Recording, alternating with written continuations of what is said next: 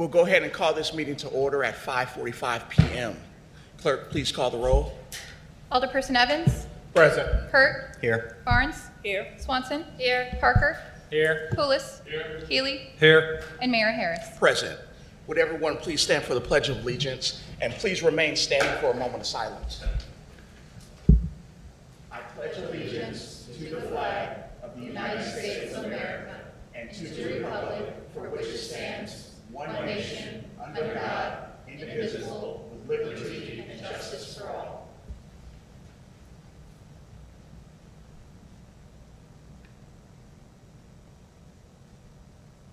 Thank you.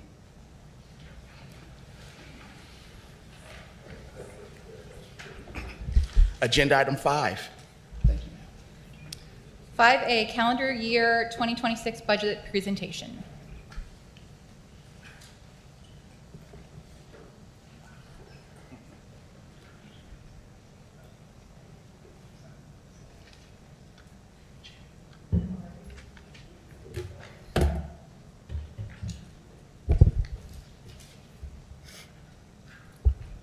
Good evening, Mayor, members of City Council. Let's see, nope. This one? There we go.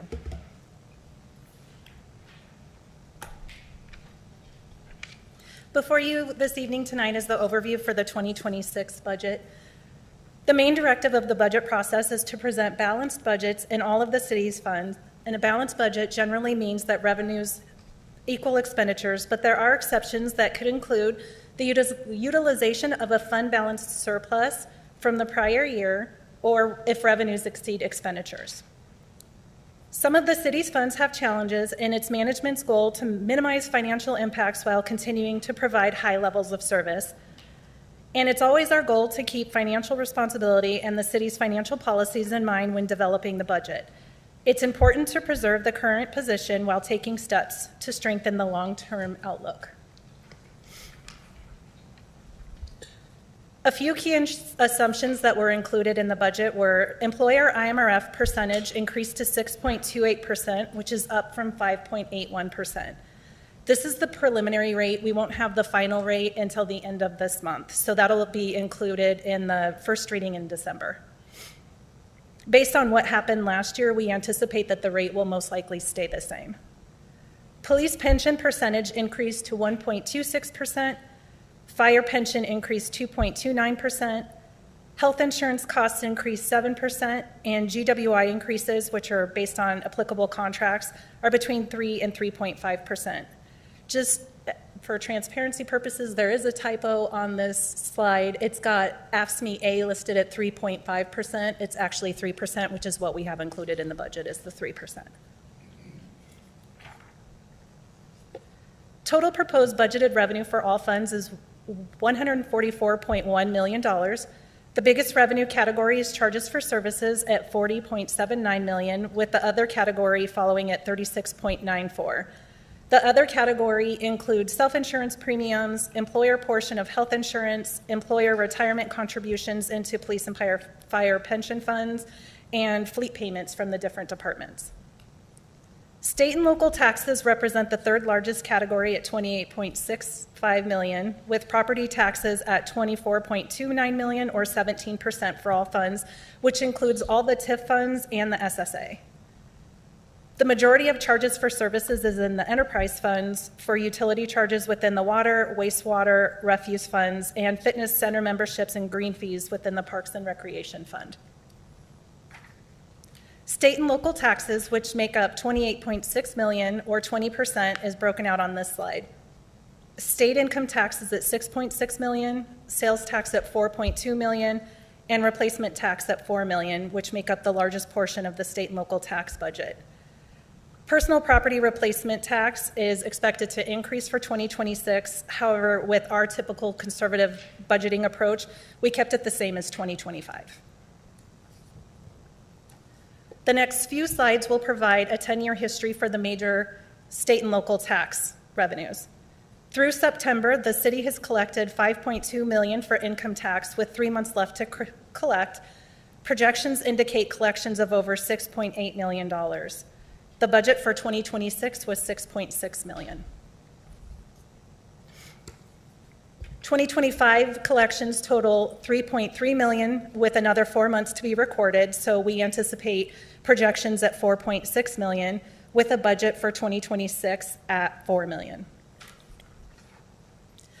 As I mentioned, replacement tax should increase slightly for 2026. We've got the budget for that for $4 million. Through September, collections total $3.3 million, and projections indicate a total collection of $4.3 million.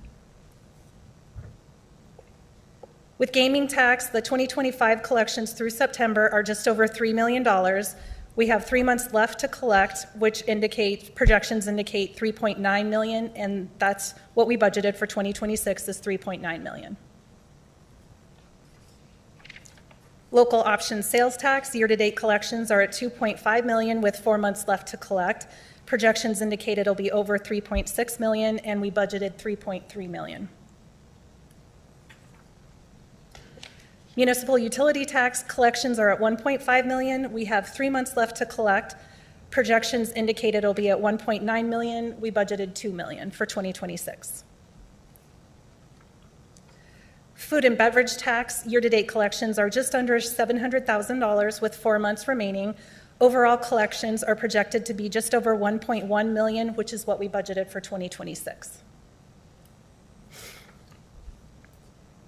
And use tax. So you'll notice that use tax is way down for 2026. As I've mentioned in previous presentations, the Use Tax Act has been modified. So we're seeing these increases in income tax and sales tax.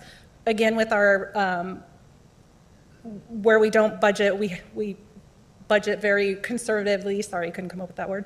Conservative budgeting. We've anticipated collections at $300,000 for 2026. Our projected revenue is indicating we'll be at $800,000, so we'll probably just leave that at $300,000 just to see what happens for 2026. The proposed expenditures for all funds is $153.6 million. The 2025 adopted budget was at $167.3 million, which is an 8% decrease. This chart captures total spending across 12 departments and over 60 active funds. The general fund represents the largest portion of the city's overall budget at $51.6 million, followed by the utility funds, which are water, sewer, stormwater, and refuse at $38.1 million. Economic development is at $4.2 million, which includes the tax increment financing districts along with the community development block grant funds. Police and fire pension funds account for $14 million, parks and recreation at $88.3 million, debt service at $3.7 million, library at 3.6, capital improvement funds at 1.8, and all other funds at 16.4. All other funds include fleet services, MFT tax, gaming, Sunset Marina, and a few internal funds such as engineering. As we mentioned, there was an 8% decrease in expenditures from 25 to 26. General fund decreased by $4.9 million or 9%. The water, sewer, storm, and refuse decreased approximately $2 million or 5%, and the ARPA fund decreased 95% as we spend down those remaining ARPA dollars. This slide represents the total citywide expenditures, but it's broken down by category rather than function. The largest category is personnel costs, which make up about 45% of the overall budget, with services in the next category at 39% or $39 million or 26%. We've got transfers and contingency both at 9% of expenditures and debt service at 7% or $11.2 million, while others is at 2.4%. And again, others refers to expenditures such as grant subcontracts, contributions and sponsorships, reference materials, filing fees, that type of thing, and supplies at 8.5%. Personnel costs increased by $2.8 million or 4% from the prior year, and is a result of a combination of increases in salaries, pension costs, and health insurance. Services is the next largest category at 39.8, which is down from 42.8. And transfers and contingencies decreased 38% or $9 million, which the majority of that is due to spending down of the ARPA funding. As you know, one of the city's budgetary challenges are rising personnel costs. The majority of employees are subject to collective bargaining contracts with negotiated pay increases.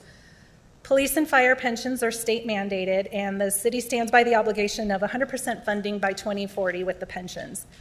Police went up 1.27% and fire went up 2.29%. The city's IMRF contribution rate increased from 5.81% to 6.28%. This is that same information just in chart form. So over a 10-year period, the annual pension costs have increased 124% for police and 93% for fire. This is an overall list of the full-time equivalency history from 2005 to proposed 2026. The proposed 2026 budget has an increase of employees that's primarily due to the Rock Island Arsenal maintenance contract. And over the past 20 years, the FTE count has declined by 1. The new positions in the proposed 2026 budget include maintenance workers and equipment operators for the Arsenal contract, a resource development coordinator for MLK, and increased part-time hours for both parks and the library. The next few slides will focus just on the general fund. Total proposed general fund revenues, and which includes a few of the special fund revenues that have accounting for less than $15,000 in expenditures, are also included with this. It's $45.6 million, which is a decrease from $48.9 million or 7%, and most of that decrease is due to the spend down of ARPA since we have the ARPA transfers in the general fund. Expenditures for those same funds are $51.5 million, down $4.7 million or 8%, again attributed to the ARPA projects. Other decreases are supplies down 21% and programming down 16%. Here's that same information in chart form. You can see personnel expenses are at 74% of general fund expenses, with services next at 18%. And this shows the breakdown by department. The top 3 represent 82% of the general fund expenditure budget. Police constitutes the largest share at 39%, fire at 31%, and public works at 12%. Finance is in there. It's always a little deceiving because we've got the transfers budgeted out of finance, so you've got finance in there too at 6%. If you take those out, finance would be at 4%. This shows the personnel costs by department. Total proposed personnel costs for 2026 are $38.1 million. Of that, $38.2 million, sorry. Of that, $31 million are related to public safety, which includes both police and fire and equates to 82% of the total personnel costs. The next largest is public works at 6.6% and community development at 3.6%, while finance, IT, general administration, and human resources make up the rest. The remaining general fund excess balance is $3.9 million. Staff is recommending using the entire remaining surplus to help balance the general fund for 2026. Once we include our projection for 2025, this would leave a total surplus of $2 million that can be used for future projects. Several reductions were made to the proposed 2026 budget in front of you. Those reductions include delayed hiring of open positions, reductions in overtime, reduction of legal services, professional development, building improvements, supplies, and equipment. It was a total of just under $1.7 million in cuts made by the departments to assist with balancing the general fund. Focusing on the Public Works enterprise funds, the wastewater fund is the largest of the city's enterprise funds, with expenditures in 2026 planned at $13.8 million. Debt service makes up the largest portion of that at $5.1 million, which is primarily low-interest loans through Illinois Environmental Protection Agency. The water fund is the second largest of the public works funds, and the planned budget for 2026 is $13.5 million. Stormwater, refuse, and marina make up the remaining public works funds. The total budget for 2026 is just over $38.1. Last year's original budget was $40 million. On the rate screen in front of you are the proposed rates from the most recent study. The study will go before council at a meeting in December. The water rates are scheduled to increase by a uniform 5.5% for all user classes. Wastewater rates are scheduled to increase by a uniform 5.5%. Stormwater rates are scheduled to increase by an average 7%, and refuse rates will increase by 12% for 2026 if the rate study is adopted. Focusing on all the MLK-related funds, Fund 435 is largely supported by the general fund. In 2025, there was a general fund transfer of $195,000. Staff is proposing that same amount of $195,000 for 2026. However, this fund was budgeted with a surplus to assist with balancing the negative fund balance. The remaining funds are supported by grants and contributions. The Park and Recreation Fund is an enterprise fund made up of several departments such as the golf course, Whitewater Junction, and RIFAC. In addition to user fees, this fund also receives support from property taxes. Of the $8.3 million in expenditures, personnel expenses make up 42% of the budget. Included with previous budget has been a transfer from the general fund to the Parks Fund to assist with balancing the Parks Fund budget. Staff is not recommending a transfer in 2026 as the Parks Fund is balanced once depreciation has been excluded. The Library Fund is a governmental fund and is therefore supported by property tax and limited user fees. Proposed expenditures for 2026 total $3.5 million, while revenues also make up $3.5 million. Personnel expenses make up 63% of the library's budget. The proposed property tax is $2.84 million with an estimated increase in EAV of 6.25%. So the library's budget is balanced with revenues slightly exceeding expenditures. Moving on to property taxes, the total property tax revenue related to the levy is proposed at $18,728,403 compared to last year's $17.6, which is an increase of $1.1 million. 61% of this proposed levy is allocated to supporting police and fire pensions. Library and Parks share the recommended levy at 15% and 14% respectively, and general fund accounts for 9% of the recommendation. The public benefit portion is recorded in the debt service fund to assist with paying debt-related expenses such as banking fees, and that's less than 1%. This table breaks down last year's levy versus the proposed 2026 levy. General fund operations, which is the general fund plus police and fire, would receive 70% of the property tax levy. We are anticipating a 6.25% increase. There have been times when the final valuation has come in either higher or lower, but at this time, based off the information we've been given, it's 6.25%. We are also recommending adjusting the amount that the debt service fund receives to assist with balancing the general fund. There's no impact to the debt service fund as the allocation will be sufficient to cover proposed 2026 expenditures in the fund. As I mentioned, the proposed budget would give the Parks and Recreation Fund and the Library Fund an increase similar to the general fund of approximately 6.25%. This is that same information, just in chart form. The levy for 2026 estimates a tax rate at 2.7708, which remains consistent when compared to last year's rate of 2.7708. This is the EAV history, which shows the history back to 2005. The city's EAV decreased in 2012 and 2013, but has seen an upward trend since then.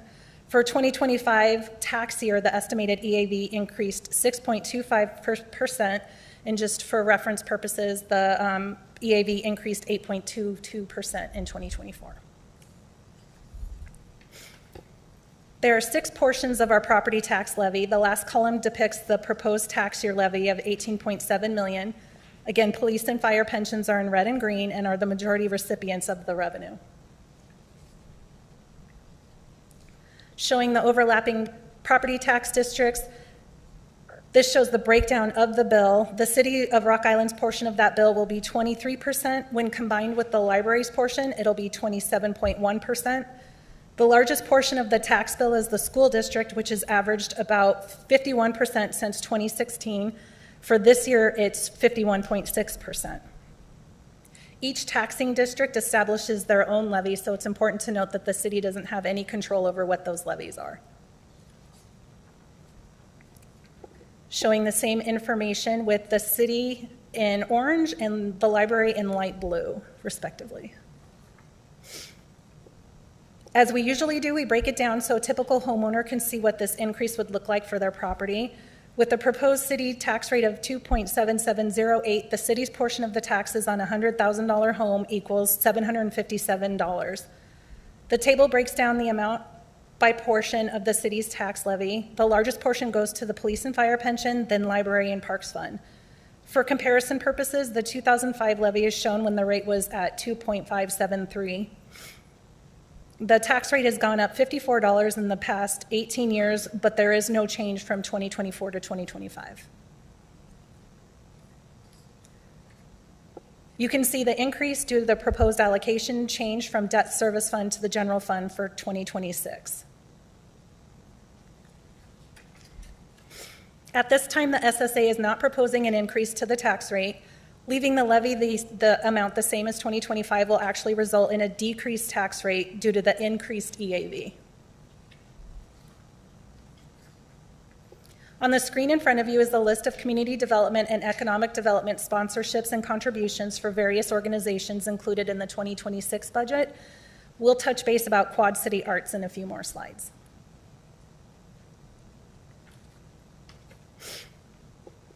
The total bond payments that are supported by gaming revenue are $3.6 million with budgeted revenues at $3.9 million. Similar to the 2025 approved budget, $88,600 of the library's portion of the GO bond for 2020 will be funded by gaming revenue.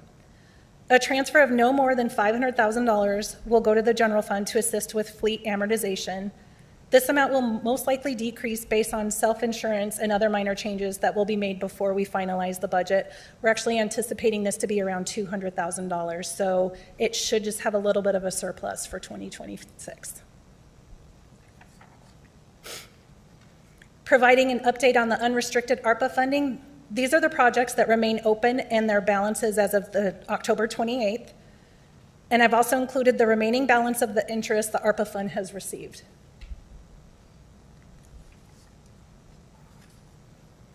Staff has continued working to eliminate the negative fund balances. Funds that have had a negative balance were either balanced at 2026 or were balanced with the surplus to assist with eliminating the deficit.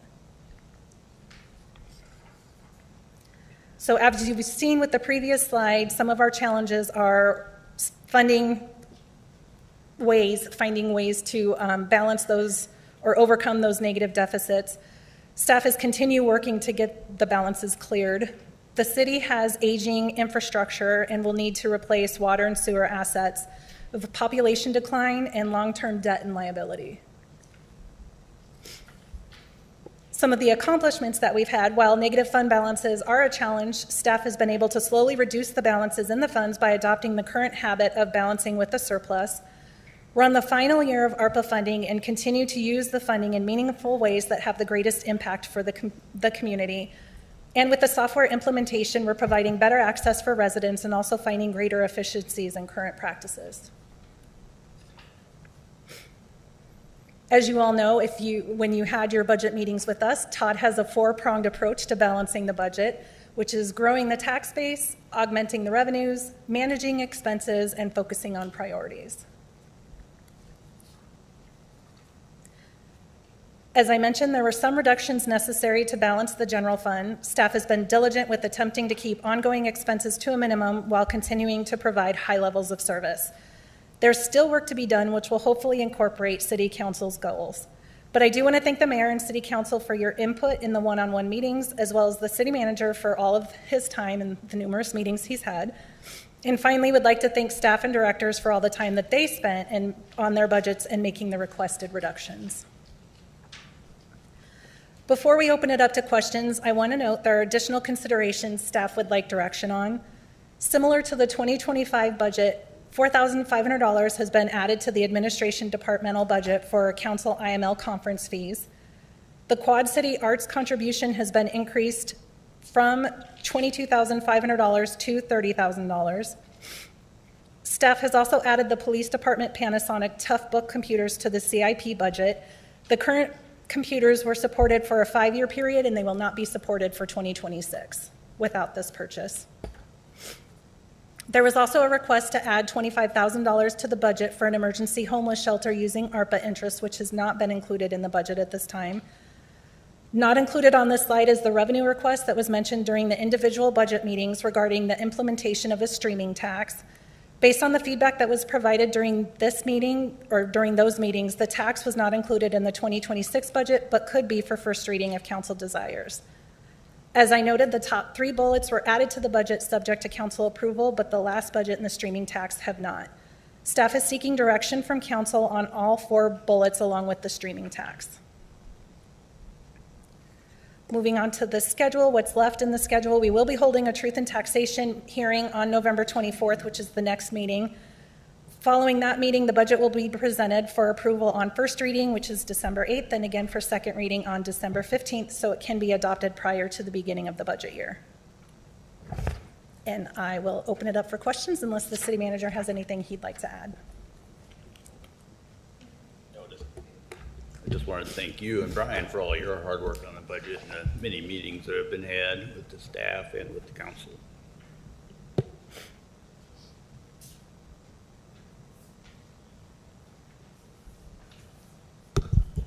Thank you very much for your work and staff, everybody. Appreciate every department contributing to this budget. It's a lot, and I appreciate it. Excluding programs funded through the CDBG program, which is funded with revenue from the federal government, what type of programming are we proposing to fund from this budget for housing? Whether incentivizing new housing construction, rehabilitating our existing housing stock, street outreach services for our unhoused population, how much is being allocated towards housing? I can call on Miles for that answer to see if there was anything that was included in his budget that is not funded by CDBG funding. One of the principal sources of funding that we seek to assist with housing issues are funds from the Illinois Housing Development Authority, or IDA. So that's a substantial source of funding for a lot of those activities. We will continue to pursue larger and more resources of that nature to supplement a lot of those things. It's also worth pointing out that there are some other spaces in the budget where we might experiment with different types of housing-related programming. This is especially true with regards to TIF funds. So those things are always under discussion, and we're always looking to find additional resources.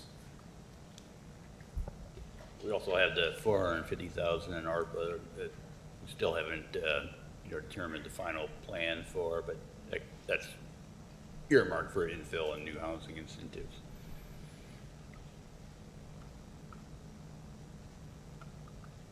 Thanks. Thank you for the job you guys have tried to do. Adding on to what my colleague just was talking about as far as housing, in the first ward, can you guys hear me?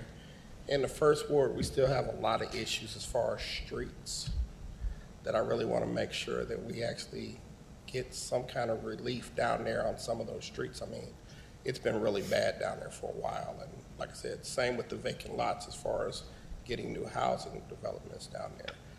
I just want to make sure that we're looking at those things, and still, we've got people paying bills, their taxes are going up, but they're still wanting to know where's their money going, and I need to be able to show them something down in the first ward.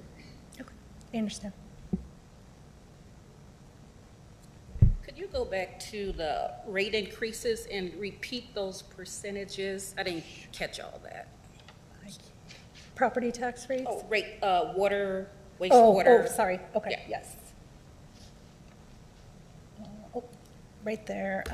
It is 5.5% for water, 5.5% for wastewater, 7% for stormwater, I believe, and 12% for refuse, but let me find my notes. Then you mentioned there will be a study, rate study in December. There was a study that was already done, and that'll be going to City Council for approval in December, yes. Okay. So it's, yes, 5.5 for water, 5.5 for wastewater, 7% for stormwater, and 12% for refuse.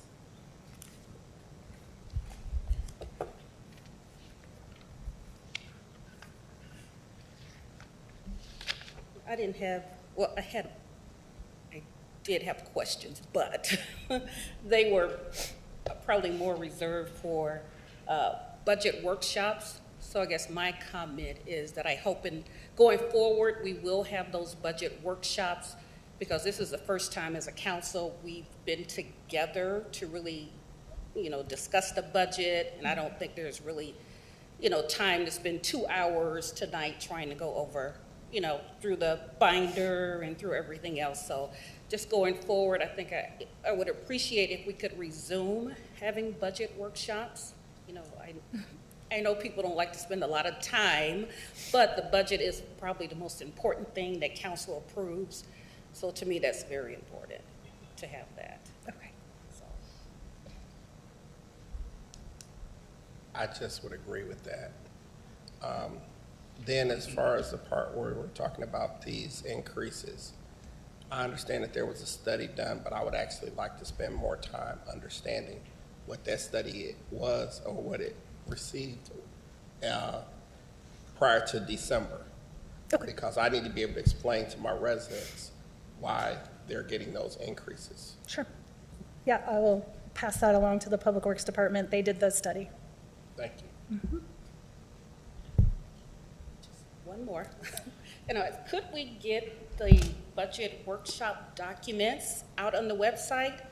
Because the departments did, a very good job explaining their budgets, in more detail. So I think it would be something good for the public to have access to. We sure can. We can add that to the budget website tomorrow. Okay.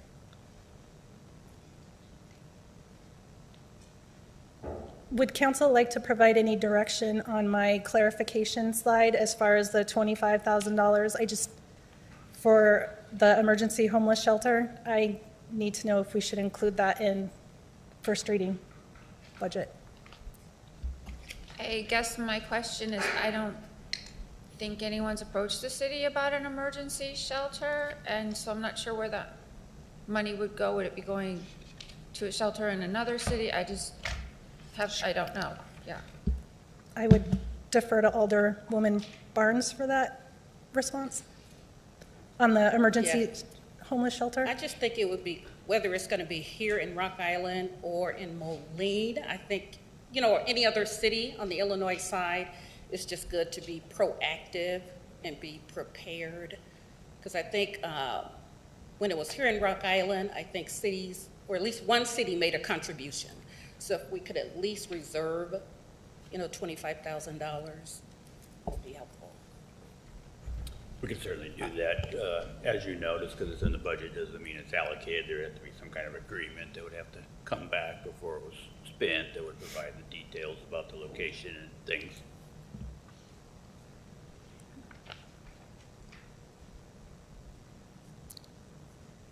Okay, thank you. Okay, Thank you, ma'am. thank you. Leslie? Item 5B, presentation on the proposed amendments to the social services ordinance. Well, I was using that. I don't think you need to use the keyboard. Sorry. No, you're good. What is this pass? Jessica, how do I get into this?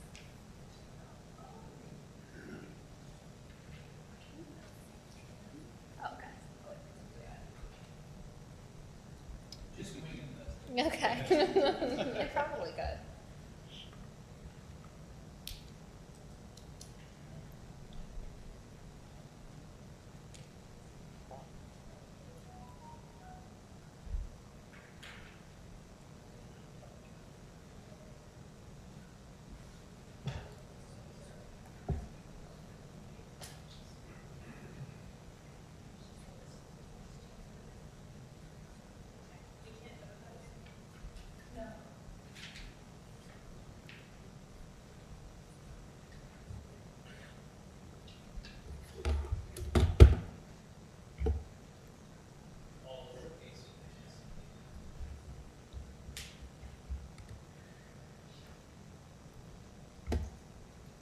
How do I get out of this? Got it.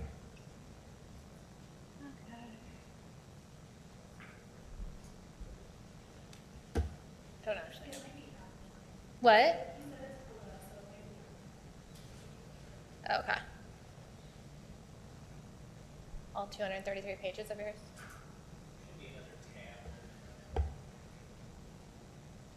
Am I like blind?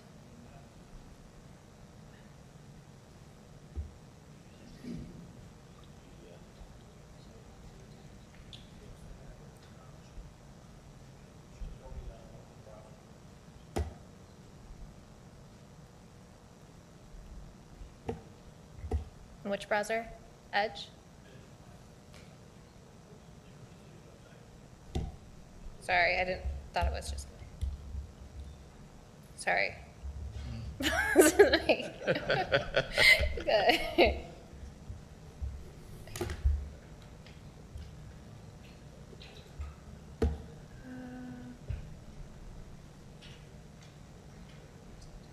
I don't even see it. Should be at the top, close to Oh, it. there it is. Okay. Yeah, Got it. there we go.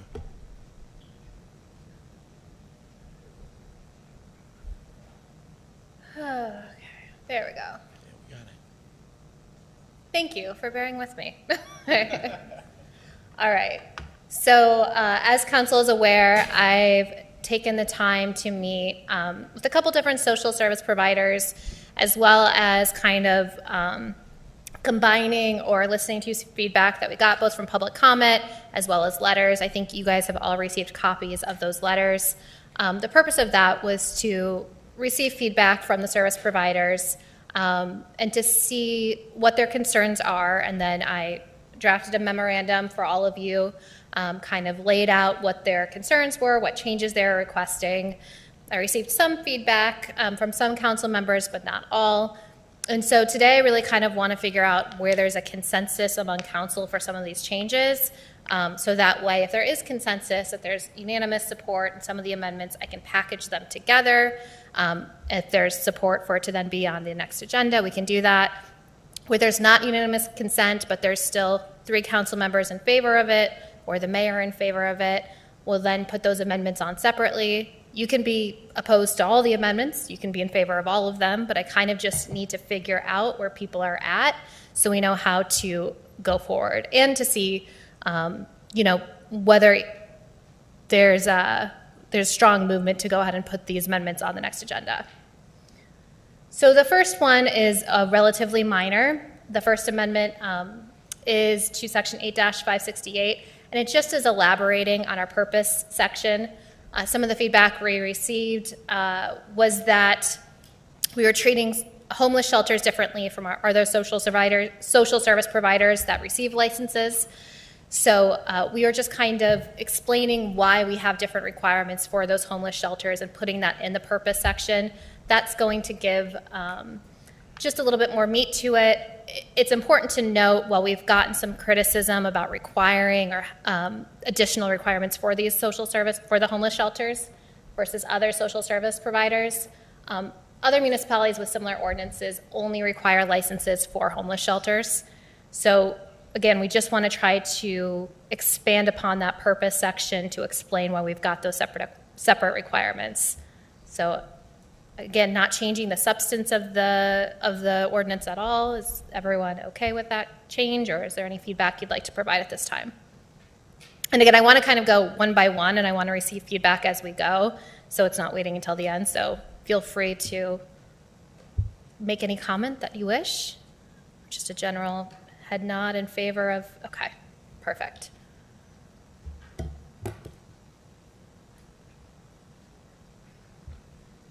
The next one is an amendment number 2 is removal of food pantries. So that we would have to amend both sections 5-69 and 5-71. The statement that we received from some social service providers is that food pantries are unlike any other entity that requires licensing. So if you were to look at the social service ordinance, a lot of all of the entities except for food pantries really describe facilities where people congregate for longer periods of time. Even soup kitchens, which are on there, they're still coming and receiving a meal, and they're there and they're kind of gathering for longer periods of time. The rest are detoxification facilities, homeless shelters, kind of overnight facilities. So food pantry is kind of the one-off on that. Important context, though, is that most food pantries are already exempted under the current language of the ordinance. So I know we've kind of had discussion back and forth during other meetings. Just want to make clear that a license is not required for a food pantry when it's an accessory to a church, a unit of government, or nonprofit entity not otherwise regulated by the article, provided that it is limited to no more than 25% of the total available floor space of the entity. So that's how it's written currently. But I need to know where people are at with the removal of food pantry for the rest of the ordinance. Anyone? I'm against it. You're against it? Yes. Okay. So I will not put that as its own and part of the package for all of them. But if I have 3 council members or the mayor who's in support of removing it, then I can still make that amendment. So is there anyone else want to provide any kind of feedback so I have a general idea of where we're at with it? I mean, I think it's important to note that a license is not required when it's an accessory to a church, unit of government, or nonprofit entity. There are a lot of nonprofits who are operating food pantries That's throughout correct. the city. And I think I would rather see that than one brick and mortar planted somewhere, because people who need food are not all concentrated in one area. They're located throughout the city, and I think with those food pantries being located throughout the city, it makes it easier for people to get to them instead of it being having one centralized place. Anyone else? Okay, so not in favor of the removal of the food pantries. Okay. Any other feedback on this one? Okay. I don't support this amendment. Okay, perfect. All right, amendment number 3, we've kind of discussed this quite a bit. We had the veto on this the last time. This was one of the main reasons for the veto. So this is replacing the city manager with the mayor for issuing the license. I can guess based on the veto vote, but I just want to confirm where we're at if anyone's changed their position on this change. Everyone's still kind of the same boat? Okay. No change. All right. Okay, this one is a minor amendment. That is just the removal of, in section 8-572D, which was a requirement that entities should submit their copies of bylaws, articles of incorporation, list of board members, and any other governance documentation. There's concerns by nonprofits on confidentiality issues due to FOIA and that sort of thing. At least from my standpoint, I feel that this provision is unnecessary, as the article already requires that the entity be in good standing with the state of Illinois, and removal does not change the substance or intent of the ordinance. Is everyone okay with this amendment? Yeah, I'm in favor of removing that. Okay. Perfect. Okay. This is a new language that kind of taken some of the concerns from social service providers regarding different requirements that they felt that there may be a case where someone comes forward and they have everything except maybe they can't meet 1 or 2 requirements. Let's say they can't do fencing at the height that we're requiring.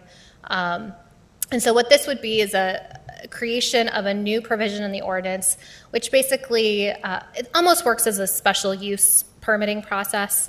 And what that is, it allows for the city manager or mayor, if the issuer is changed, to waive any of the requirements in the license application, standards for issuance of a license, and additional requirements for homeless shelters, which would allow for more flexibility. If the city manager or the city council were to waive those requirements, there has to be a written finding on the basis for the waiver.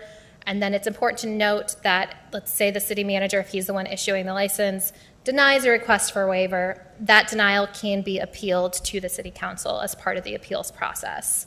Again, this would put our ordinance more in line with other municipalities that have adopted similar ordinances, because again, it's allowing for some flexibility for people to say, hey, we don't meet these requirements, but it is in the best interest of the city to go ahead and adopt and to allow for this provider.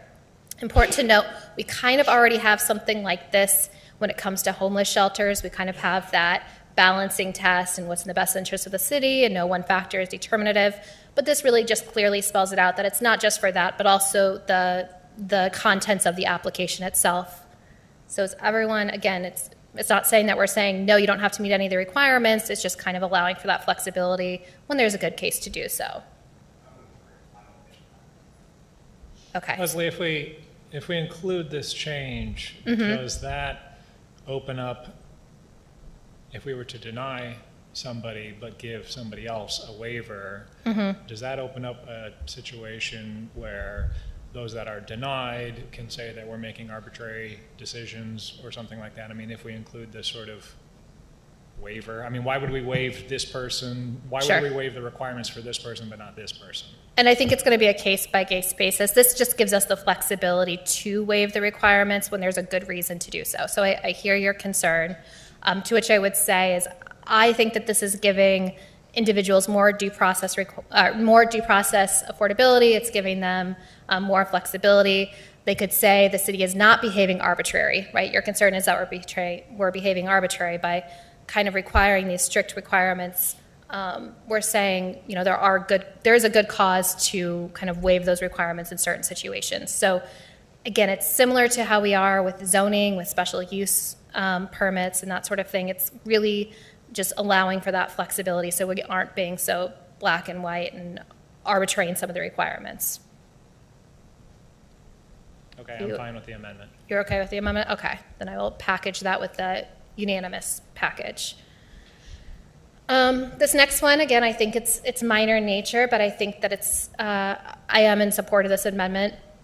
What this one is that we would remove language that said that the city could interview anyone on the licensed premise. Instead, we would limit that to just the applicant's agents and employees. There were some concerns regarding privacy issues and how that might impact, or how that might be impacted by the Homeless Bill of Rights. So I do think that's important to kind of get rid of that provision. And then also added an additional provision that, except in emergencies, a 24-hour notice shall be provided prior to routine inspection. Now, again, other municipalities, they don't have this 24-hour requirement that have adopted similar ordinances. They say that they're just allowed to go and inspect licensed premises. I don't think that there's an issue if it's a routine inspection to give someone a 24-hour notice. I think it's kind of the thoughtful thing to do. Obviously, we can go in if there's an emergency. Let's say there's issues with the building or we have some public safety concern. That's not impacted by this. This is just saying that before a routine inspection, we'll give a provider a 24-hour notice before we go in there. Is everyone okay with that? Cool, okay. Okay, so this one we were kind of all over the board when I informally polled some council members, so just need some direction. Currently, we have the 1,000-foot radius for the distance between other facilities, schools, and public parks. Some on council, I've heard from one person on council that wishes to eliminate the radius requirements completely. Others on council have said, well, let's keep the 1,000 feet for the distance between other service providers because the intent is to not have kind of that over concentration of services within one area. But, you know, they're okay with kind of amending the radius between public parks and schools to 500 feet. The one thing that I will say is if we do adopt that waiver requirement, which it sounds like we are, we already can kind of waive that 1,000-foot requirement, and there is still language in the ordinance that says that 1,000-foot is not a strict requirement. But I do just need to know, are we wanting to keep the 1,000 feet, or are we wanting to amend it? One proposal was to amend it down to 500 feet for all of the facilities. Where's kind of everyone at with this one? I would say because there's the waiver in place, that section, I would say keep it at the 1,000 because there's otherwise if you do 500, what's the difference if you still have the waiver? I would just keep it as is, knowing that there is the possibility with the other section to waive it. I would be at 1,000. No change on the distance. What is the requirements for registered sex offenders? I believe it's 500, but don't quote me on that. Well, No, it is. I was wrong last time and I went and checked. It's 500. well, at the bare minimum, it needs to be 500 feet. I don't see us being stricter on this than that. And so, Mayor, if that's your position, we can always bring this separate amendment as a separate amendment from, I'm just- absent the yeah. I know we've had conversations about this. So absent from that unanimous package, and it gives you guys time to think about it too.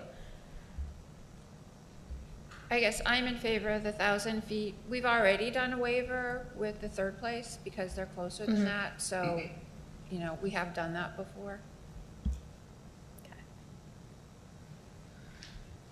Occupancy limits. This is one where the language stated before this change, basically, that occupancy was limited to what the fire marshal deemed the occupancy to be of the facility, or 49, whichever is less. I did talk to the CD department to figure out where that 49 number came from originally, because I wasn't the original drafter of this ordinance, and it does come from the fire code. But this change basically just states that it will be determined by the fire marshal pursuant to the city's fire and building codes. So the one thing that kind of opponents have argued is that the limit of 49 is arbitrary. It is based, again, on the fire code that we currently have. Other municipalities also impose a cap, although the cap that they do, it's not a hard and fast number. It's based on the square footage of the facility. It's also important there are justifiable reasons for imposing a cap from a public safety and neighborhood standpoint. Without the limitation, a large facility could open, potentially straining police and fire resources. So let's say, you know, someone wanted to, again, not a good example because they're no longer there, and it's, I believe, the storage facility, but let's say in the Kmart spot, someone could come in and say, we're going to open up a large homeless shelter, and if they can allow for as many people as they can under the fire code, it could be quite a bit, a bigger number. But that's something that you guys can determine. We can remove the 49. We can just say as determined by the fire marshal or pursuant to the city's fire and building codes. So where's everyone at with that? I would still be at the 49. I guess one of my bigger concerns on this is lack of employees working. What if the example you gave, the old Kmart building working, you got 200 people in there, hypothetically, and 4 people working? You know, I think that could get out of hand really quick. And, you know, that's a perfect example in trying to do the right thing. The wrong thing could happen, and I wouldn't want that to happen at all. So, And I would say I think that this is another number. Let's say someone comes in and they want to open up a shelter for 75 people and they're well-staffed, well-equipped. It's in a good language that could sustain that sort of thing. They could come in and request a waiver from that 49 figure as well. So where's everyone else at? Do you want to get rid of the 49 or do you want to? Okay. So the 49, is that a number that we're imposing, or that the fire marshal, according to the square footage of the building, is imposing? When you go more than that number, you automatically need to sprinkle the space. Repeat that, Miles. When you go more than that number of occupants, you automatically need to sprinkle the space. So that was the cutoff. and I can tell you by what I've had to pay, that is stupid expensive to try to sprinkle a place.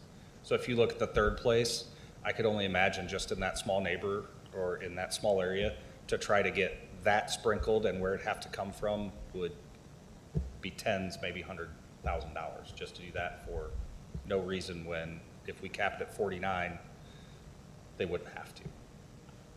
Okay, so what you are proposing here is that we not have the 49 limit, but we make it subject to whatever the fire marshal says is appropriate for the building. If the building is not sprinkled, it would be capped at 49. That's correct. If a provider wanted to move into a building that did have a sprinkler system, then it could be potentially more than 49. That's correct, based on this new language, yes. Right. I do agree, though, with Alderperson Healy regarding if, again, I think that should be subject to proper staffing, because I do think that could be a huge issue there. I mean, if you were understaffed, you had something emergency-wise taking place there, And staffing could be a part of the application too, right? So let's say, I'm just giving you additional information, let's say someone wants to open up a facility and it's 65 people, but in part of their application process, they say, we want to waive this requirement, or let's say we don't have the requirement, we're going to have 65 people, we're going to have this many people on staff at all time. Approval could be subject to making sure that those requirements are met as well. Just kind of not trying to throw another wrench in here, but just giving you guys additional information. Well, I think all these things that we're bringing up, I mean, a lot of numbers and different things are being thrown out here, but the fact that we have the waiver section here seems to, again, create a lot of flexibility, and it does, allow for. What I will make clear, though, are you okay with us packaging, instead of, I'll keep the 49, let's say, again, I have to kind of still figure out where we're at in terms of who's in support of this, but I would like to amend it to make it clear that fire and building codes are not waivable, right? So yes, the 49 figure could be waivable, but if the fire marshal says occupancy here is limited to 55, city council or the city manager can't come in and waive that requirement. Are we okay with cleaning up the language so that part is clear? Yes. Okay. I'm okay with amending this to make it determined by the fire marshal. With respect to staffing, things have changed a lot, so perhaps I don't have this right, but part of the application process for a license is providing information on operations. That's correct. Right? So, if a provider were to apply for a social services license from the city, they're required to say, here's how many people we're going to have, here's the staffing, here's the schedule as a part of the application. If there are concerns regarding insufficient staffing, then, the city manager or the city council could deny the license on that ground. Mm-hmm. I'm fine with this amendment. Okay. I would agree also with the amendment. It seems to make more sense than, like you said, that arbitrary 49. Mm-hmm. Okay. I will comment that we don't want to get too lazy in relying on the waiver, because since it's been brought up, we've relied on the waiver in the last 5 minutes for everything. Oh, we have the waiver. No, we actually want to get this policy correct, so we, in all actually, wouldn't have to depend on the waiver only for certain things. But for us to bring up the waiver over every subject item that you're bringing up, it's a sign of laziness, and I'm not comfortable with that. And another question, just to clear up from my understanding, are we mixing two different conversations here? Like, if we were to have a daycare, the amount of teachers that you have, the amount of daycare providers that you have would determine the amount of children that you could have in that school or in that classroom. But is this the same as that, or are we comparing it like if we were to go out to the mall, the occupancy level at the mall may be 500 people, but if half the people don't show up to work, is it just 100 people now? I mean, I'm trying to see which side of the fence we're on with this. So the occupancy limit does not change based on how many staff members there are present. The occupancy number is a fixed number determined by the fire marshal. With that said, as I believe what Alderman Parker was kind of indicating was that, when they go and they put forth an application, let's say that this is a facility that's going to have 60 people and we've gotten rid of this 49 figure, they can put what their staffing, what they're anticipating their staffing levels are going to be for that number of people being served. So that way it's something that the city can consider in whether or not to grant an application or not. So who determines the amount of people per staff? Where does that number come from? Yeah, it doesn't. I mean, do we have, we don't. Okay. Yeah. Okay. We don't, that's not part of the application itself. Okay. But it is, but- it is when you're providing information to the city manager or to the mayor Yeah. as to what the plan is for the facility. So when the information is provided, if they say, okay, we have 5 staff members, who will determine how many people those staff members can supervise or assist? Where does that number come from? That would come from the social service provider. Okay. So it sounds like we've got some general support for this amendment, but not unanimous support, so I will probably package this as a separate amendment. And then I just want to ask, Yeah. this does not affect anybody that's currently open right now? Because I don't think we Correct. have anybody that's Right. at 49 or over.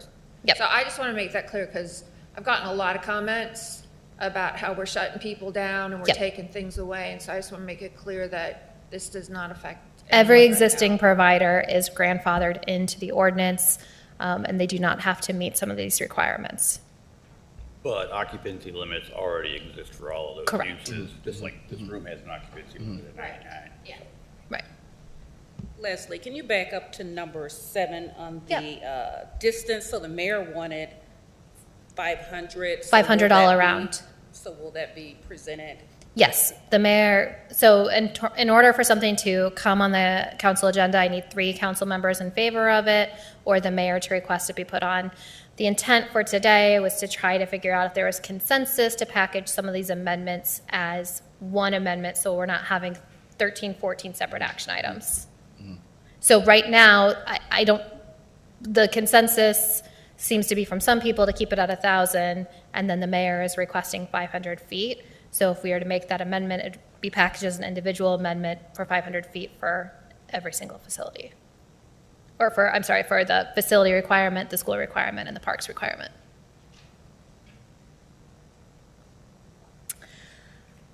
Signature requirement, again, I think this is a minor change. This is just adding language that states that if an individual is unable to sign the agreement at the time of intake due to intoxication or similar impairment, the individual shall sign the agreement as soon as they are able to do so. This change does not impact the intent of the ordinance or substance of the ordinance at all. It just provides further clarification for service providers. Obviously, if someone comes in and they're intoxicated, we're not requiring them to sign a document that they don't have the legal ability to do so at that time. So it's just saying once they're legally able to sign an agreement, they need to do that. Is everyone okay with that change? Okay. All right, the next amendment is the 12-hour limitation. Right now, we had some providers that wanted to get rid of the 12-hour limitation altogether, basically arguing that if they had the staffing to have a 24-hour shelter, it should be a 24-hour shelter. This language, trying to find a compromise, basically just says that this time limitation may be extended during declared emergencies or when temperatures are below freezing. So if we're talking about a temperature where it's unsafe to be outside, it's been, negative temperatures, if they have the ability to be open past that 12 hours, they would like some kind of ability to do that in the case of these kind of extenuating circumstances. It would determine whether or not there's like a winter weather advisory, I would suspect is how we would look at it. It's like when it's during declared emergencies or when temperatures are below freezing. So if the temperature is below freezing, they could maintain operations if they have the ability to do so. Okay, and I do have a question about this and how it relates to a particular business that we currently have in town. So, like for Christian Care, we had said they're grandfathered in. So does this not apply to them, or would this apply to them? Because if it does apply to them, my feeling is because they do offer overnight services, but yet during the day, they provide showers, they provide 3 meals a day. Would they then could be classified as nighttime and daytime? And Right. So again, they've already been grandfathered in, so this Okay. 12-hour limitation does not apply to them. This would be Okay. for just new providers. But this does offer some flexibility when, again, it's maybe not safe to be outside. So what's everyone? I'm in favor of this. Okay, I just got a question, sure. kind of back on her question. What if there is another provider that comes in and wants to set up that kind of facility due to the fact that we are dealing with a homeless crisis? Like a 24-hour facility. So that would be a separate amendment that you could, if you have 3 members or the mayor to support, you could do so. But that would be getting rid of the 12-hour limitation. So what is the logic behind the limitation period? I would think if we had someone who had the staffing, who had the drive to stay open for longer. Why wouldn't we want that? Why would we try to limit that? I don't understand. I would defer to Miles's team as to why that 12, I believe the 12-hour limitation was created originally due to the daytime and nighttime licenses being separate, but I think that there was additional concerns as well. That's correct, and it's also just seen many of the other model ordinances that were used to draft this. So we're taking model ordinances and we're trying to apply it to real life people's crises. No, there are other ordinances that other municipalities have adopted with other real-life people. These aren't like model ordinances from IML. These are other ordinances in other municipalities. Correct, and many of them have been in place for 10-plus years. Well, how does the council feel about that? If we have a service provider that has the means to stay open 24 hours a day or something close there to it, why would we hinder our homeless population in a limitation? I'm just not getting that part. I'm in agreement with the mayor.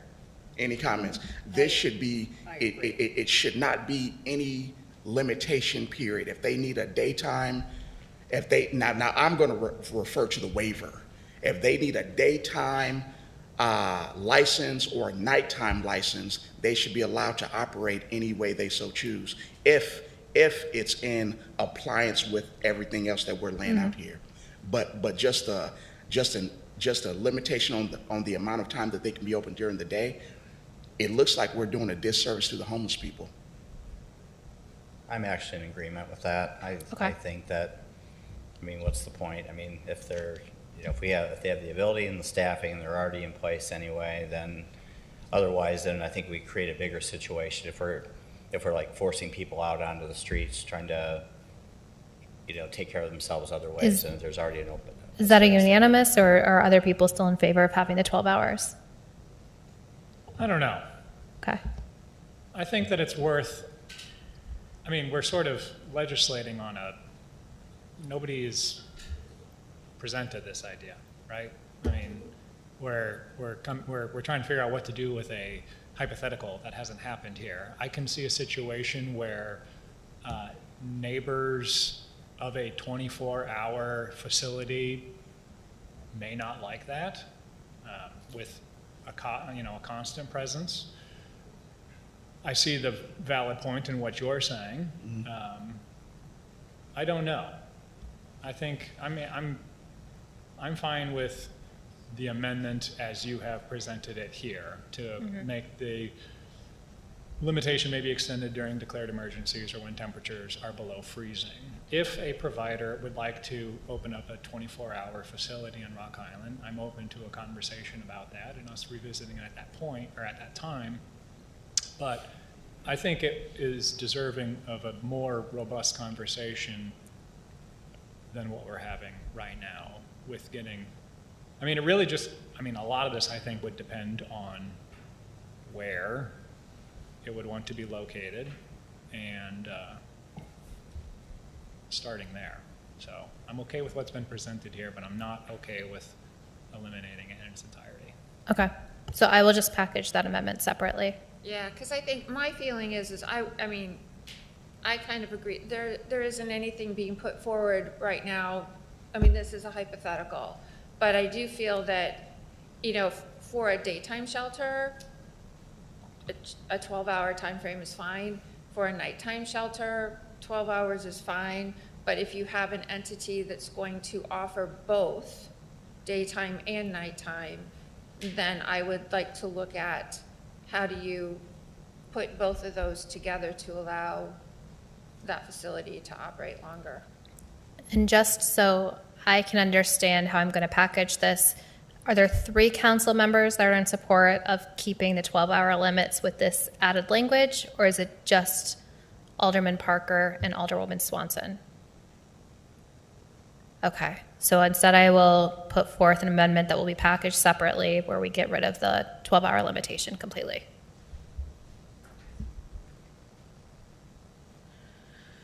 All right, the next one, amendment number 11, 8577E, the records requirement.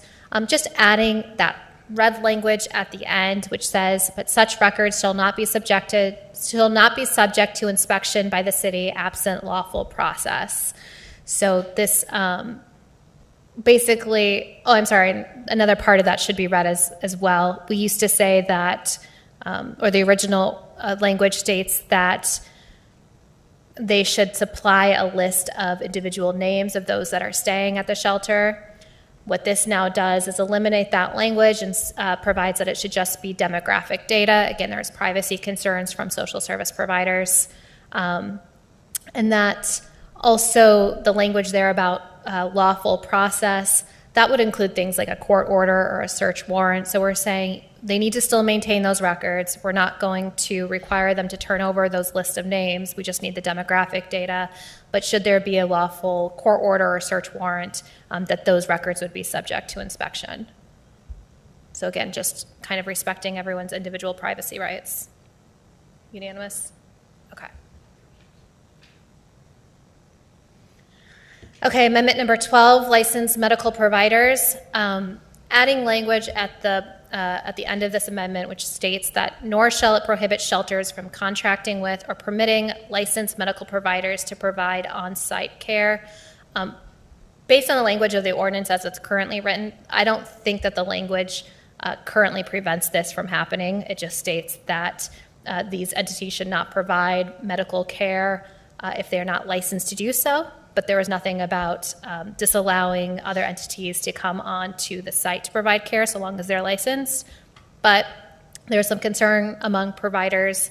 They just want it clearer that they're still in conformance with this ordinance if they were to have someone come and provide medical care on site. So be it if they're giving like vaccinations or that sort of thing, just doing regular medical checkups.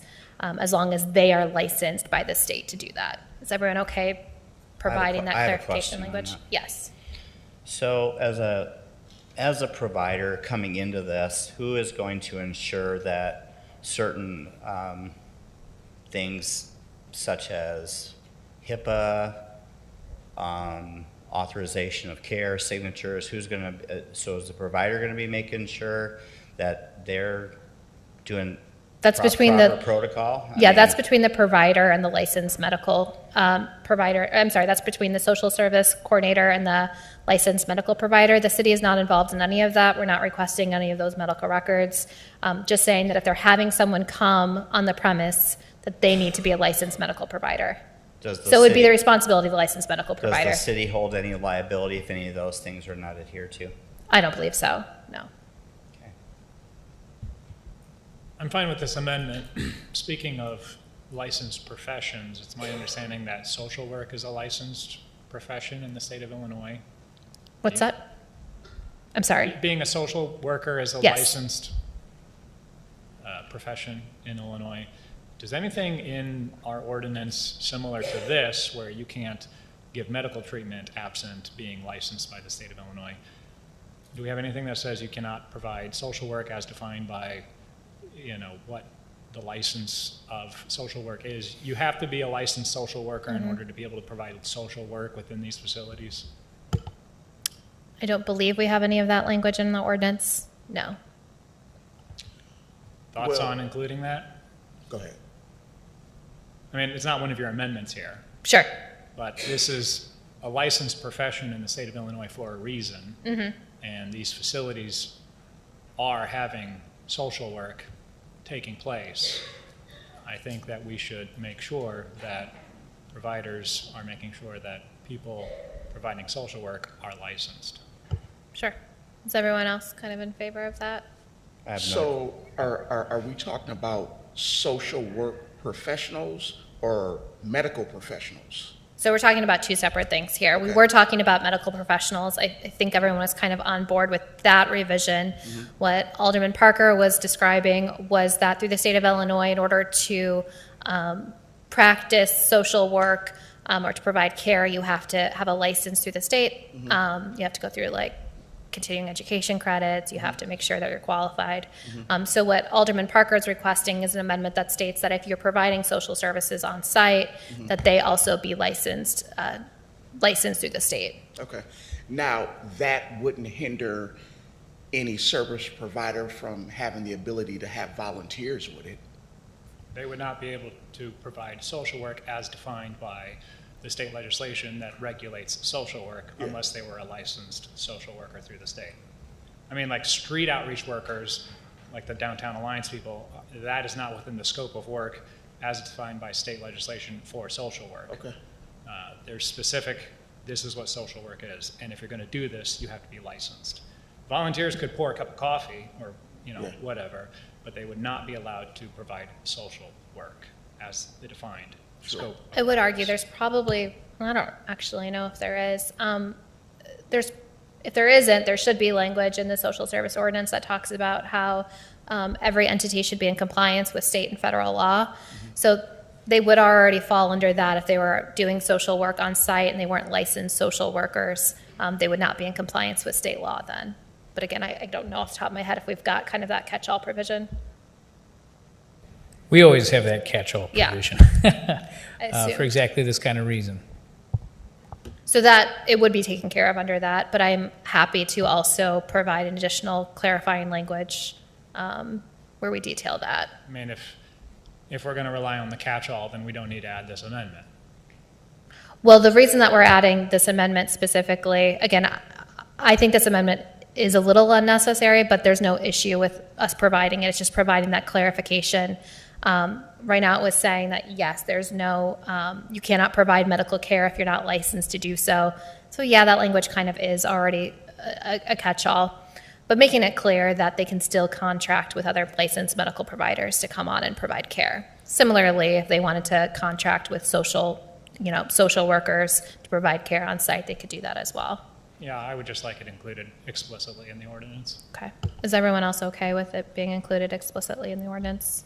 I don't know, the whole medical side of thing, I just kind of want to know who's overseeing that. I mean, I know how business and medical facilities are run. You have to show your license somewhere in the facility. You have to have it displayed. I mean, I don't know who's overseeing all that. That just seems like such a vague thing here, but I don't feel like who's overseeing that. I mean, because you want to make sure they're licensed in Illinois, or you're going to pull somebody from Iowa over here. I mean, who I would is- say if the city, so let's take your hypothetical. Again, we're not overseeing it on the ground, like making sure every time someone's coming through that that it's a licensed state medical provider. But if the city were to get notice that there's being services provided on site, which is medical care, and it's being done so without licensed medical providers, that would be a basis for the revocation of their license to operate within the city of Rock Island. I mean, it's the state's requirement to make sure that if anybody is performing a profession that is licensed by the state and it's not licensed, to That's not all do that. fine, but I can tell you, medical providers, when they fill out an application, they have to say, where is your primary, where is your other place that you do treatment at? You don't just get to go willy-nilly wherever you want to provide medical care. When you apply for a license, it does ask you on a credentialing site, it does ask you, where do you perform your services? Do you have a second office? Do you do these? Is this your primary office? You have another office. You're also supposed to display a license that you're a doctor or whatever, I just feel like there's not enough rules here for the medical side of thing. I get it, they're supposed to, but at the same token, though, there's certain things that go along with being a licensed physician in the state of Illinois, and I feel like this is kind of bypassing all that. So are you proposing that we not allow these facilities to offer medical care? No, but I do think if there's, I guess I'm asking who is overseeing it? You have a director of a facility, and are they checking up? Are they contacting? Are they looking up the state? Are you an actual licensed physician? Let me see your license. Are you getting a copy of their license, which is renewable typically every 3 years? Are you getting to make sure that their license is current? I mean, you could walk and say, "Oh, hi, I'm Dr. Parker." Well, if you don't have a license, and show me your license. I mean, I want to know who's overseeing that. it's my understanding that the providers that are contracting with these services are responsible to make sure that the people with whom They they're are. contracting are licensed. They are. The medical providers are responsible for making sure that they're following all requirements. And I will note too, I think even without this amendment, this sort of activity is still permitted under our current ordinance. Because what the language is currently, it's stating that the providers themselves should not be offering health-related care services unless they are appropriately licensed in the state of Illinois to do so. But I don't think that there's anything, like if I was representing one of these providers, I would say, well, that doesn't prohibit us from contracting with someone who is licensed through the state to provide care. So even as written, I think this still allows that activity. It's just kind of making it clear that that's not something that the city. Yeah, no, I understand that. I do. So in general, this is okay to be packaged with the unanimous amendments, but what I want to go back to Alderman Parker's request for the social work clarification. Is everyone on board with that as well? I would say no, if you're saying it's already included from the state perspective. Okay.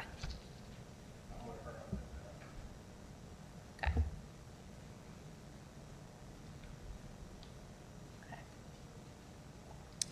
All right, amendment number 13.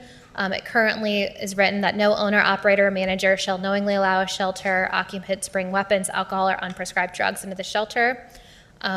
We had concern from a provider that someone may be coming into the facility and they have contraband on them. They just want to make it clear that as long as they surrender that contraband prior to entry, they can still enter the shelter. And then adding clarification language that that property should then be returned to occupants. Although I added clarification unless retention is otherwise required by law. So by way of an example, let's say someone comes in, they've got like a bottle of Jack Daniels on them. We're prohibiting the alcohol to be allowed into the shelter. The provider would take the alcohol from them, allow them to go into the shelter and receive care. And then as they're leaving or exiting, they're returned their legal property, which would be the bottle of Jack Daniels. This would not permit the return of illegal items such as illegal firearms or controlled substances without a prescription. So, where's everyone at with that? I have a question. The type of shelters that allow people to come in under the influence, what are those called? Wet or dry or? Low entry or low bar? Low bearing, okay. So with low bearing shelters, according to their bylaws, is it legal for people to bring in a bottle of Jack Daniels? Or can they just come in under the influence? Again, that's based on their own bylaws. There's nothing legal about it from the state or the city level. We're just saying that we want that property be turned over, that they're not taking Jack Daniels into the shelter. But the question is for low bearing shelters, do they allow contraband inside there, like alcohol? You would have to check with the individual shelters. Okay. All right. So again, this would only be when retention, when return of the property is not legal to do so, is when they would retain that property and have to contact the police. But for contraband such as alcohol, if they have a legal firearm, like that would all be returned back to the individual when they're exiting the shelter. So, we're speaking on, hypotheticals. So would the shelter, would they be responsible for a security drawer or a location that's okay? All right. Yes. All right. Okay. Is everyone okay with this amendment or no? So again, it's kind of bolstering their right to their own personal property, which is included in the Illinois Homeless Bill of Rights. But again, making it clear that we're talking about legal property, not the illegal items. I do have a quick question for Reverend Ford. How often do weapons come in? I mean, how often have you seen weapons come in, or have you? I don't even know. I mean, this came up as part of this. It talks about it in this section. Do you see that quite a bit, or no? Depends on what you classify as. Oh, anything. Let's just say a knife. Pocket knives, but they're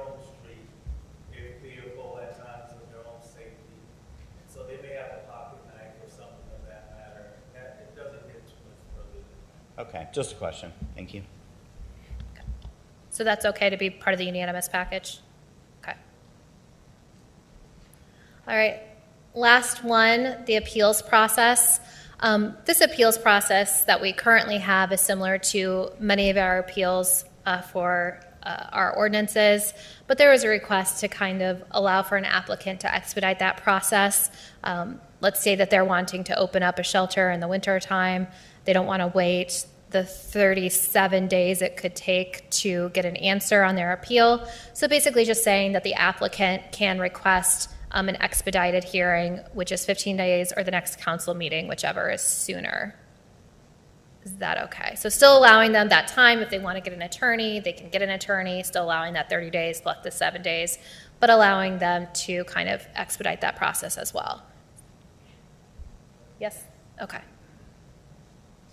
All right, and then I had an overall questions. The one thing too that's not on this slide that I believe was part of the memorandum that I sent to everyone is that there have been a request from several providers as well to have a commission or a task force. I know where kind of everyone's at. I would note that the mayor can have a mayor's task force without it being by council.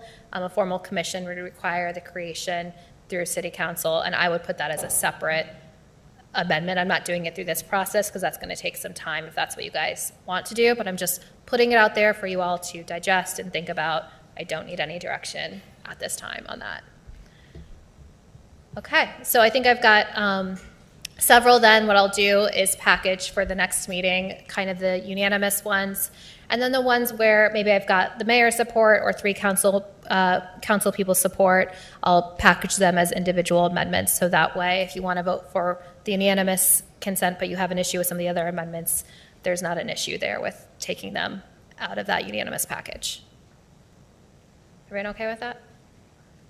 Okay. All right. And Thank no, you. but I want to make something, I want you to make something very, very clear to everybody. So I have counted, and I know my count's probably off, at least 16 nonprofit social service providers scattered throughout the city of Rock Island. Mm-hmm. None of they are all grandfathered in, so none of this. That's correct. Nothing in this affects anybody who currently is operating in Rock Island with their current existing programs and services. I just want to make that abundantly clear so that everybody knows this is 100% for future and 0% affecting anybody existing now. That's correct. Yes. Anything Thank else? you for your work on this, Leslie. Thank you. Thanks to the mayor and the city council, and thanks to the providers for your feedback. Appreciate your perspective and happy to have this dialogue. All right. Thank you, Thank guys. you, Leslie. Agenda item 6. Oh, yeah. Before we get to agenda item 6, I just want to take a moment to say happy birthday to the Marine Corps. Tomorrow, let's get one more. Let's get a Hawaii up in here.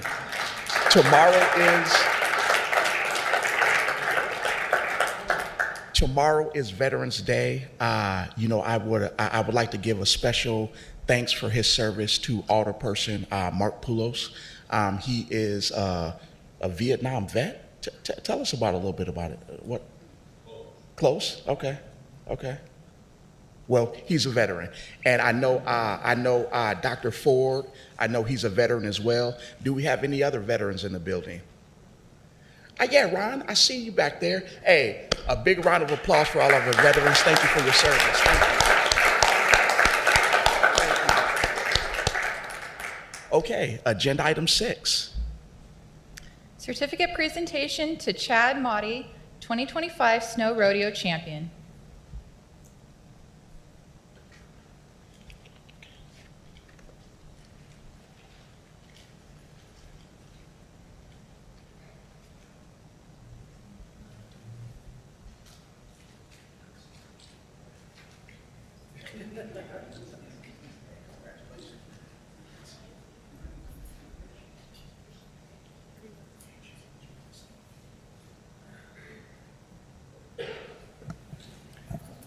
I guess while we're taking the picture here, I just wanted to thank Chad for doing an outstanding job with our snow rodeo. He competed against 35 plus other employees, employees that are in other departments or divisions. Chad, if you don't know, is a marina yard worker, so the majority of his day is spent at the marina throughout the year, and he reports back to Public Works in the wintertime just for snow plowing purposes, emergency response for water main repairs. In Public Works, everyone does everything. We don't have just utility personnel to fix water mains. We don't have marina workers just for marina. We all share duties. And so I would ask that if you've never been to the Snowplow Rodeo to come down. It's a pretty competitive event.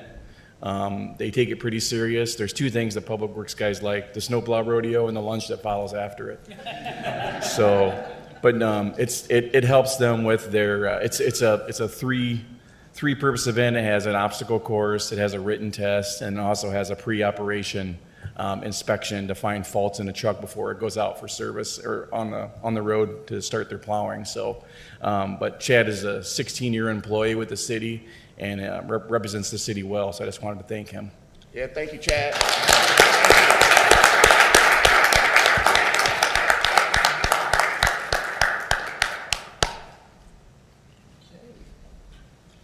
Agenda item 7, public comment. No one signed up for public comment. So when, hey, listen. Move to adjourn. Let's go home. Listen, let me tell you this. When no one signs up to tell us anything, congratulations, guys. We made it to know-it-all status. All right, we'll gladly move on. Not gladly, but you know what I mean. You know what I mean. Yeah, politely. Agenda item 8, update Rock Island. Okay. Update Rock Island. Holiday tree lighting ceremony.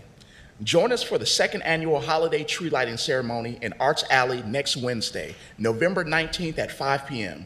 Enjoy caroling by the Rock Island High School Chamber Choir, a season's greeting, lighted wall photo spot, La Flama food truck, drinks from the iconic and Quad City Arts, Crafts, and Games. Check out guest vendor booths by Catapala, Natural Cleaning Services, Dandy Flowers, Moon House Medicines, and Seal Ceramic Shop. The countdown to the tree lighting starts at 6 p.m. After the tree lighting, hop on a free pedicab and head over to Schwiebrook Riverfront Park where the fun continues. You can meet Santa and his helpers and take your own festive photos while enjoying a free cup of hot cocoa. Sounds like fun. Free Thanksgiving meals. The 36th annual Thanksgiving meal event kicks off at noon on Friday, November 21st at the MLK Center. Everyone is invited for a free Thanksgiving meal from Friday the 21st through the weekend till Sunday, November 23rd. Pick up your meals curbside from noon to 5 p.m. Friday, 11 a.m. to 5 p.m. on Saturday, the 22nd, and Sunday, the 23rd, from noon to 4 p.m. Delivery services are available for orders of 25 or more and to elderly and disabled people. Delivery orders must be placed by November 14th at mlkcenter.org. Meals include turkey, mashed potatoes, dressing, beans, corn, and pie. Last year, the MLK Center served 7,000 free meals, and this year is expected to be even bigger than ever. Thank you. Agenda item 9. A, an ordinance to install tenant parking only. Vehicles will be towed away at vehicle owners' expense signs around the perimeter of the federal courthouse property. Second reading. Do I have to make another amendment, or with this being the second reading, does that count? The original motion to amend was for the first reading, right? Yeah, so it's based on that language. Move to pass the ordinance. I have a first and a second. Is there any discussion? I would add that I did talk to the federal building employees, the GSA, and they are fine with this revision. Thank you. Clerk, please call the roll. Alderperson Evans? Aye. Hurt? Aye. Barnes? Aye. Swanson? Aye. Parker? Aye. Pulis, Aye. and Healy. Aye. Agenda item 10. A, report from the clerk's office regarding a request from QC Farmers Market to temporarily operate on the sidewalk along the northeast intersection of 2nd Avenue and 18th Street on Saturdays from 10 a.m. to 12 p.m., beginning November 15th, 2025, and ending April 25th, 2026, first reading. Move to approve the request as recommended, consider, suspend the rules, and pass the ordinance. Second. There's been a first and a second. Is there any discussion? Roll call, please. Alderperson Evans? Aye. Hurt? Aye. Barnes? Aye. Swanson? Aye. Parker? Aye. Pulis? Aye. And Healy.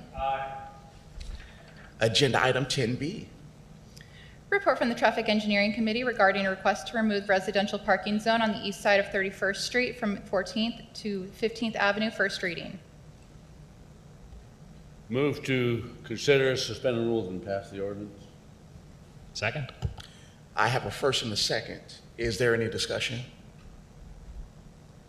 Clerk, please call the roll. Alderperson Evans? Aye. Hurt? Aye. Barnes? Aye. Swanson? Aye. Parker? Aye. Pulis? Aye. And Healy. Agenda item C.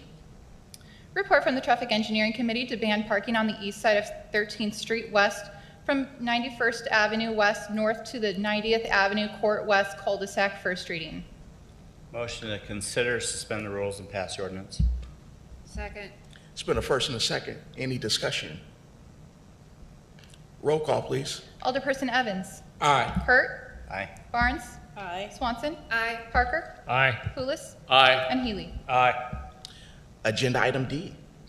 Report from the Economic Development Department regarding a development agreement with Darius Moore, doing business as The Vault, first reading. Motion to suspend the rules and pass the ordinance. Second. Second? I have a first and a second. Is there any discussion? Roll call, please. Alderperson Evans? Aye. Hurt? Aye. Barnes? Aye. Swanson? Aye. Parker? Aye. Pulis? Aye. And Healy. Agenda item 11.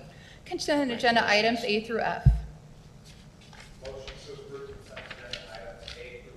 Second. I have a first and a second. Is there any discussion? Clerk, please call the roll. Alderperson Evans? Aye. Hurt? Aye. Barnes? Aye. Swanson? Aye. Parker? Aye. Pulis? Aye. And Healy. Aye. Agenda item 12. Claims A through C, I can read each item separately. Motion to allow claims A through C. Second. I have a first and a second. Is there any discussion? Due to the nature of my employment, I need to recuse myself from this vote.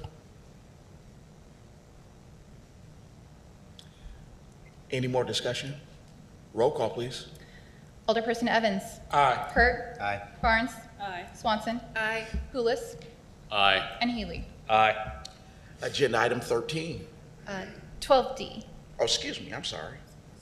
Report from the Public Works Department regarding payment to Craft Power Corporation, Gaylord, Michigan, for a wet weather treatment pump engine maintenance contract in the amount of $44,334. Move to allow the claim. There's been a first and a second. Any discussion? Roll call, please. Alderperson Evans? Aye. Hurt? Aye. Barnes? Aye. Swanson? Aye. Parker? Aye. Pulis? Aye. And Healy. Aye. Agenda item 13. Report from the Finance Department regarding approval of the municipal compliance reports for the fiscal year ending December 31st, 2024 for the Police Pension Fund and the Firefighters Pension Fund. Move to approve the municipal compliance reports for fiscal year ending December 31st, 2024. Second. There's been a first and a second. Any discussion? Clerk, please call the roll. As Oh, a just hold on. member of one of the boards there, I'm going to have to recuse myself on this vote. Okay, okay. We got that for the record? Okay. Roll call, please. Alderperson Evans? Aye. Hurt? Aye. Barnes? Aye. Swanson? Aye. Parker? Aye. And Healy. Aye. Agenda item 14.